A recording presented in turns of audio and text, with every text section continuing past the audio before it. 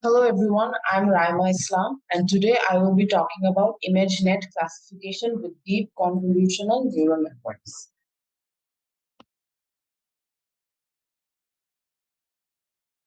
So what is this paper about? This paper is about training a deep convolutional neural network to classify high resolution images into 1,000 different classes using this deep learning algorithm. So here the error rates received were 37.5% and 17%, which performed much better than the previous state-of-the-art algorithms. The neural network consisted of 60 million parameters and 650,000 neurons with 5 convolution layers and max pooling layers, along with 3 fully connected layers and 1,000-way softmax. Usage of non-saturating neurons and a very well-structured GPU was used to enhance training results and speed.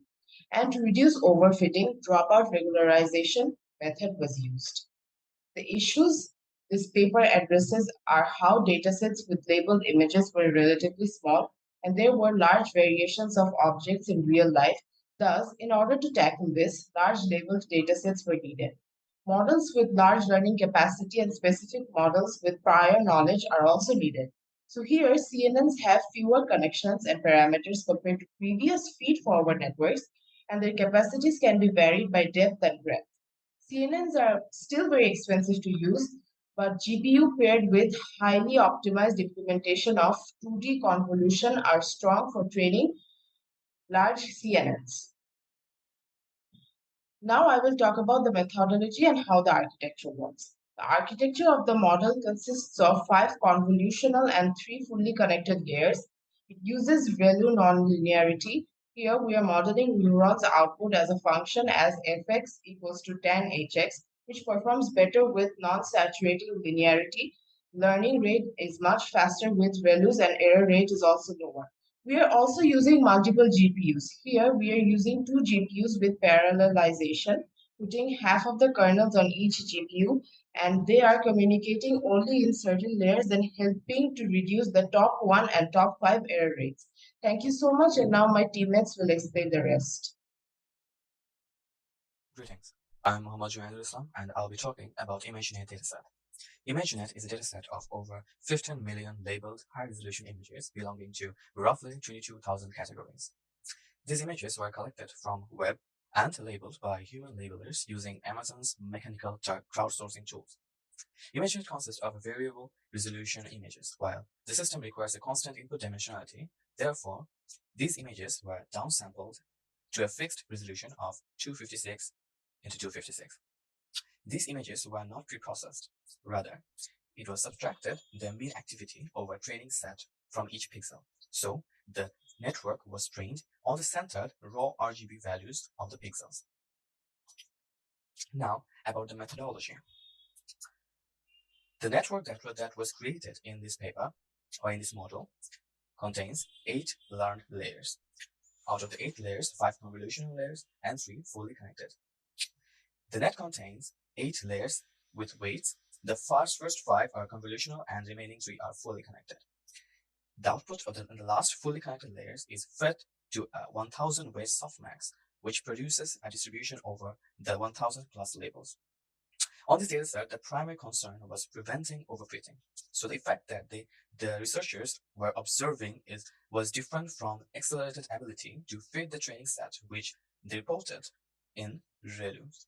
A single GTX 580 GPU has only 3 GB of memory, which limits the maximum size of the networks that can be trained on it. It turned out that 1.2 million training examples are enough to train networks which are too big to fit one GPU. This neural network architecture has 60 million parameters. Although the 1000 classes of ILSVRC make each training examples equals 10 bits of constraint on the mapping from image to label, this turned out to be insufficient to learn so many parameters without considering overfitting. So, overfitting had to be overcome. There were 2 ways those were used. The easiest and most common method to reduce overfitting on image data was to artificially enlarge the dataset using label-preserving transformation. Again, the other way was using dropout. It's generally relatively new. It consists of setting to 0 the output of each hidden neurons with probability 0.5. The neurons which are dropped out in this way do not contribute to forward pass and do not participate in backpropagation. This model were trained using stochastic gradient descent, which with a best size of 128 examples, momentum of 0.9, and weight decay of 0.0005. The researchers used an equal learning rate for all layers, which was adjusted manually for the training. The heuristic which was followed to divide the learning rate by 10 when the validation error rate stopped improving with the current learning rate. The learning rate hence was initialized at 0.01. The reduced 3 times the probability determination, the network was trained for roughly 90 cycles throughout the whole training session. The trained, as you know, the image was of 1.2 million images that took 5 to 6 days to NVIDIA GTX 580 GPUs of 3 GB memory. Now, my rest of the member will explain the result of the procedure. Thank you. Hello, my name is Master Ahmad Khan, and I shall be presenting on the results of this paper. The network discussed in this paper achieved top 1 and top 5 tests at error rates of 37.5% and 17.0% respectively in the ILS VRC 2010 competition, whilst the best performance was set at 47.1% and 28.2%, and it was achieved by the sparse coding model. And SIF plus Fisher vectors achieved 45.7% and 25.7% error rates. In the ILS VRC 2012 competition, the CNN mentioned in this paper achieves a top 5 error rate of 18.2%. An error rate of 16.4% was recorded from averaging the predictions of 5 similar CNNs. An error rate of 16.6% was achieved through training one CNN, which had an extra 6 convolutional layer over the last pooling layer to classify the entire ImageNet Fall 2011 release. And it also went through some further calibration of ILS VRC 2012, averaging the predictions of 2 CNNs that already underwent training on the entire Fall 2011 release, with the previously mentioned 5 CNNs gave an error rate of 15.3%. The second best place had an error rate of 26.2%, and it was recorded from averaging predictions of several classifiers trained on Fisher vectors computed from different types of densely sampled features. The Fall 2009 version of ImageNet had 10,184 categories and 8.9 million images. The author's top 1 and top 5 error rates on this dataset were 67.4% and 40.9% respectively, attained by the net previously mentioned, but with a 6th convolutional layer over the last pooling layer. The best published results on this dataset are 78.1% and 69.9%. Moving on to the evaluations, the network has learned a variety of frequency and orientation selective kernels, as well as the various colored blobs. The kernels on GPU 1 are mainly color agnostic, whilst the kernels on GPU 2 are color specific. With regards to test images, even off-center objects can be recognized by the net, and most of the top 5 labels seem to have appeared reasonable. It has been revealed that another way to probe the network's visual knowledge is to consider the feature activations induced by an image at the last 4096 dimensional hidden layer.